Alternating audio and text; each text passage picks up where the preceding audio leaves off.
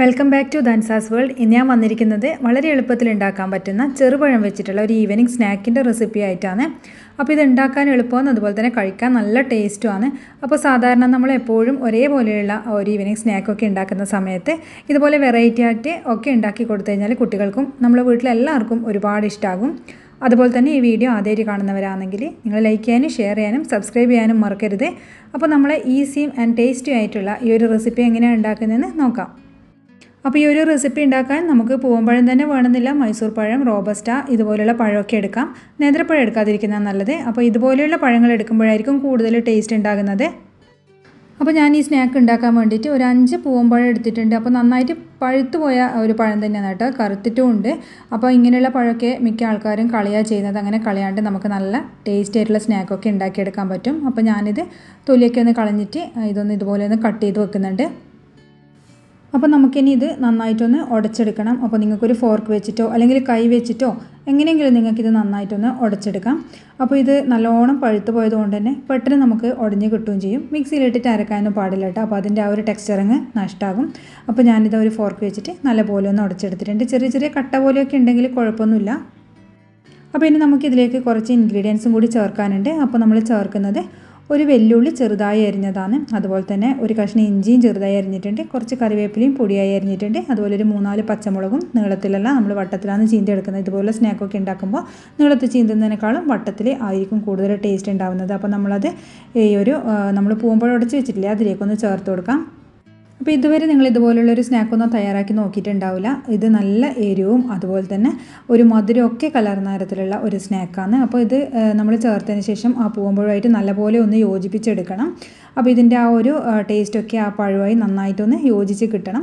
ഇനി നമ്മളിതിലേക്ക് ചേർക്കുന്നത് ഒരിത്തിരി ഉപ്പും അതുപോലെ തന്നെ കുറച്ച് കായപ്പൊടിയുമാണ്. പിന്നെ ഇതിലേക്ക് നമുക്കൊരു ബൈൻഡിങ്ങിന് വേണ്ടിയിട്ട്, അതായത് ഇപ്പം പഴമൊക്കെ ഉടച്ചത് നമുക്കറിയാം കുറച്ചൊരു ലൂസായിട്ടുള്ളൊരു ടെക്സ്ചറായിരിക്കും ഉണ്ടാകുക എന്നുള്ളത്. നമ്മളിതൊരു ഷേപ്പ് ആക്കിയിട്ടാണ് നമ്മൾ ഉണ്ടാക്കിയെടുക്കുന്നത് ഈ സ്നാക്ക്. അതുകൊണ്ട് കുറച്ച് ബ്രെഡ് ക്രംസ് ചേർക്കുന്നുണ്ട്. അപ്പോൾ നിങ്ങളുടെ വീട്ടിൽ റൊട്ടിയൊക്കെ ഇങ്ങനെ, അതായത് ബ്രെഡൊക്കെ വാങ്ങിച്ചിട്ടുണ്ടെങ്കിൽ മിക്സിയിലൊന്ന് പൊടിച്ചെടുക്കാം. ബ്രെഡ് ക്രംസ് തന്നെ വാങ്ങിക്കണം എന്നൊന്നുമില്ല. അല്ലെങ്കിൽ നിങ്ങൾക്ക് നല്ല ഹെൽത്തി ആയിട്ട് തയ്യാറാക്കണം എന്നുണ്ടെങ്കിൽ കുറച്ച് അരിപ്പൊടിയോ അല്ലെങ്കിൽ ഗോതമ്പ് പൊടിയോ ഏത് വേണമെങ്കിലും ചേർക്കാം. അപ്പോൾ ഇതിൻ്റെ അളവൊന്നും പറയുന്നില്ല, അത് നമുക്കൊരു ഉണ്ടാക്കാൻ പറ്റുന്ന വിധത്തിൽ ആ ഒരു ടെക്സ്ചർ കിട്ടുന്നത് വരെ നിങ്ങൾ ആ പൊടി ഒന്ന് ചേർത്ത് കൊടുത്താൽ മതി. എന്നാൽ ഒരുപാട് പൊടി ചേർക്കാനും പാടില്ല. അപ്പോൾ ആ ഒരു പൊടീൻ്റെ ടേസ്റ്റ് ആയിരിക്കും മുന്നിട്ട് നിൽക്കുന്നത്. അപ്പോൾ ഇതെല്ലാം നല്ലപോലെ ഒന്ന് മിക്സാക്കി എടുത്തിട്ടുണ്ട്. ഇതുപോലെ ഉണ്ടയാക്കാൻ നമുക്ക് കിട്ടണം. അപ്പോൾ ഞാനിതിൽ നിന്ന് ഓരോ ബോളുകളാക്കി ഇങ്ങനെ മാറ്റി വെക്കുന്നുണ്ട്. അപ്പോൾ ഇതുപോലെ തന്നെ ആ ഒരു ഷേപ്പ് തന്നെ എടുക്കണം എന്നൊന്നുമില്ല, ഏത് ഷേപ്പിൽ വേണമെങ്കിലും നിങ്ങൾക്ക് ഉണ്ടാക്കിയെടുക്കാം. അപ്പോൾ കട്ട്ലറ്റിൻ്റെ ഷേപ്പോ അങ്ങനെ ഏത് വേണമെങ്കിലും ഉണ്ടാക്കിയെടുക്കാം. കുട്ടികൾക്കൊക്കെ ഇഷ്ടമാകുന്ന തരത്തിൽ ഒരു സിലിണ്ടറിക്കൽ ഷേപ്പോ അങ്ങനെ ഒരു ട്രയാങ്കിൾ ഷേപ്പോ എങ്ങനെ വേണമെങ്കിലും നിങ്ങൾക്ക് ചെയ്യാം.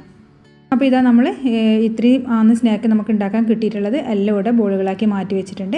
ഇനി നമുക്ക് വേണ്ടതെന്ന് പറഞ്ഞു കഴിഞ്ഞാൽ വീണ്ടും കുറച്ച് ബ്രെഡ് ക്രംസ് നമുക്ക് എടുക്കാം. എന്നിട്ട് ഇതെല്ലാം നമുക്കിതൊന്ന് ഇതിലേക്കൊന്ന് കോട്ട് ചെയ്തെടുക്കണം. അപ്പോൾ നമ്മളിത് എണ്ണയിലിട്ട് ഫ്രൈ ചെയ്യുന്നതാണ്. അപ്പോൾ അതുകൊണ്ട് ഒരുപാട് എണ്ണ കുടിക്കാതിരിക്കാനും പുറത്ത് കുറച്ചൊരു ക്രിസ്പിനെസ് കിട്ടാൻ വേണ്ടിയിട്ടാണ് ഇതുപോലെ ചെയ്യുന്നത്.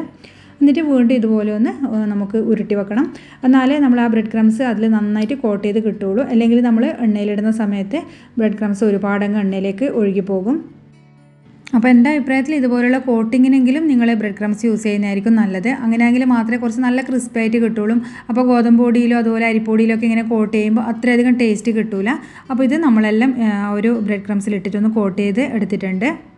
ഇനിയിപ്പോൾ ഇത് എണ്ണയിലിട്ടിട്ട് ഫ്രൈ ചെയ്യണമെന്നൊന്നുമില്ല. ബ്രെഡ് ക്രംസ് ആയതുകൊണ്ട് തന്നെ നമ്മളിപ്പം ഗോതമ്പ് പൊടി അരിപ്പൊടിയൊക്കെ ചേർക്കുന്നതാണെങ്കിൽ എണ്ണയിലിട്ട് നമ്മൾ ഫ്രൈ ചെയ്യണം. അല്ലെങ്കിൽ ഒരു പച്ച ചൊയ ഉണ്ടാവും. പച്ച നമുക്ക് അങ്ങനെ കഴിക്കാൻ പറ്റുകയില്ലല്ലോ. അപ്പോൾ അങ്ങനെയാണെങ്കിൽ നിങ്ങൾ എണ്ണയിലിട്ട് എന്തായാലും ഫ്രൈ ചെയ്യണം. അപ്പോൾ ഇതുപോലെ തയ്യാറാക്കുന്നതാണെങ്കിൽ നമ്മൾ ഒന്ന് ഫ്രൈ ചെയ്യേണ്ട ആവശ്യമൊന്നുമില്ല, ഇതുപോലെ തന്നെ നമുക്ക് കഴിക്കാം.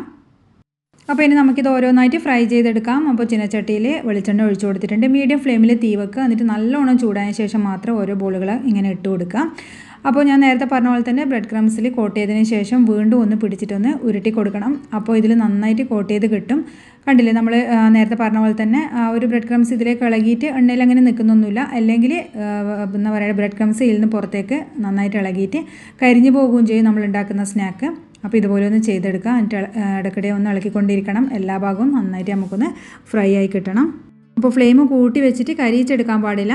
ഫ്ലെയിം കൂട്ടി വെക്കുമ്പോൾ നമുക്ക് ഉൾഭാഗം വേവാത്ത പോലെ കിട്ടും, പിന്നെ പുറം ഭാഗം നല്ല ക്രിസ്പി ആയിട്ട് കരിഞ്ഞ പോലെയും കിട്ടും. അപ്പോൾ ഒരു എന്താ പറയേണ്ടത്, നമ്മൾ മീഡിയം ഫ്ലെയിമിലിട്ടിട്ട് നന്നായിട്ട് ആ ഒരു ഫ്ലെയിമൊക്കെ ഒന്ന് കറക്റ്റ് ആക്കിയിട്ടൊന്ന് ഇതാക്കിയെടുക്കുക. ഒരുപാട് കരിഞ്ഞു പോയാൽ ടേസ്റ്റ് നഷ്ടമാകും. അപ്പോൾ ഫസ്റ്റ് ബാച്ച് നമ്മൾ മാറ്റിയതിന് ശേഷം രണ്ടാമത്തെ ബാച്ചും ഇതുപോലെ തന്നെ ഫ്രൈ ചെയ്തെടുക്കുന്നുണ്ട്. അപ്പോൾ വാങ്ങാനാവുന്ന സമയത്ത് കുറച്ച് ഫ്ലെയിം ഒന്ന് കൂട്ടി കൊടുത്തു കഴിഞ്ഞാൽ എണ്ണ കുടിക്കാണ്ട് നമ്മളെ സ്നാക്കൊക്കെ കിട്ടുകയും ചെയ്യും. അപ്പോൾ രണ്ടാമത്തെ ബാച്ച് ഇവിടെ റെഡി ആയിട്ടുണ്ട്. അപ്പോൾ നമുക്കിത് എണ്ണയിൽ നിന്ന് വാങ്ങിക്കാം. അപ്പോൾ നമ്മൾ സ്നാക്ക് ഇവിടെ റെഡി ആയിട്ടുണ്ട്. അപ്പോൾ നല്ല ടേസ്റ്റി ആയിട്ടുള്ള ഒരു സ്നാക്കാണ്. അപ്പോൾ നമ്മൾ പൂവമ്പഴത്തിൻ്റെ ആ ഒരു നല്ലൊരു മധുരവും അതുപോലെ പച്ചമുളകിൻ്റെ എരിവും ഉള്ളിയും ഒക്കെ ചേരുമ്പോൾ നല്ല ടേസ്റ്റാണ്. എരിവും അതുപോലെ തന്നെ നല്ല മധുരവും ഉള്ളൊരു സ്നാക്കാണ്. അപ്പോൾ ഇത് കുട്ടികൾക്കൊക്കെ വേണമെങ്കിൽ നിങ്ങൾക്ക് ഒരു ടൊമാറ്റോ സോസൊക്കെ ചേർത്തിട്ട് കൊടുക്കുമ്പോൾ ആ ഒരു പുളിപ്പ് ഒക്കെ വരുമ്പോൾ നല്ല ടേസ്റ്റ് ആയിരിക്കും. അപ്പോൾ ഇതുപോലെ വെറൈറ്റി ആയിട്ടുള്ള ഒരു സ്നാക്ക് നിങ്ങൾ ഇതുവരെ തയ്യാറാക്കി നോക്കിയിട്ടില്ലെങ്കിൽ തീർച്ചയായിട്ടും പഴമൊക്കെ വീട്ടിൽ കറുത്ത് പോയിട്ടുണ്ടെങ്കിൽ നിങ്ങൾ ഇതുപോലെ ഒന്ന് ഉണ്ടാക്കി നോക്കുക. മിക്കവാറും ആൾക്കാർ കളയുന്നത് കൊണ്ടാണ് ഞാൻ പറയുന്നത് കളയാൻ പാടില്ല എന്നുള്ളത്. അപ്പോൾ കണ്ടില്ലേ, ഞാൻ പൊട്ടിച്ച് കാണിച്ചു തരാം. എണ്ണയൊന്നും അങ്ങനെ കുടിച്ചിട്ടൊന്നുമില്ല. അപ്പോൾ നമ്മൾ തിന്നുന്ന സമയത്ത് ആ ഒരു പച്ചമുളകും കറിവേപ്പിലയും ഉള്ളിയും ഒക്കെ കടിക്കുമ്പോൾ ഒരു സ്പെഷ്യൽ ടേസ്റ്റ് തന്നെയാണ്. അപ്പോൾ കുട്ടികൾക്ക് വേണ്ടെങ്കിൽ അങ്ങനെ പച്ചമുളക് അതിൽ നിന്ന് എടുത്ത് മാറ്റി കൊടുത്താൽ മതി. പക്ഷേ നമുക്കൊക്കെ കഴിക്കുമ്പോൾ ആ പച്ചമുളകും കൂടി കടിക്കുമ്പോൾ ഒരു പ്രത്യേക രുചി തന്നെയാണ്. അപ്പോൾ വീഡിയോ ഇഷ്ടമായാൽ ലൈക്ക് ചെയ്യാനും ഷെയർ ചെയ്യാനും സബ്സ്ക്രൈബ് ചെയ്യാനും മറക്കരുത്. അതുപോലെ നിങ്ങളുടെ അഭിപ്രായങ്ങൾ കമൻറ്റ് ബോക്സിൽ രേഖപ്പെടുത്തുക. ഇതുപോലെ റെസിപ്പി ഉണ്ടാക്കി നോക്കുകയും വേണം. ഇനി നമുക്ക് അടുത്ത വീഡിയോയിൽ വേറൊരു റെസിപ്പിയുമായിട്ട് കാണാം. താങ്ക്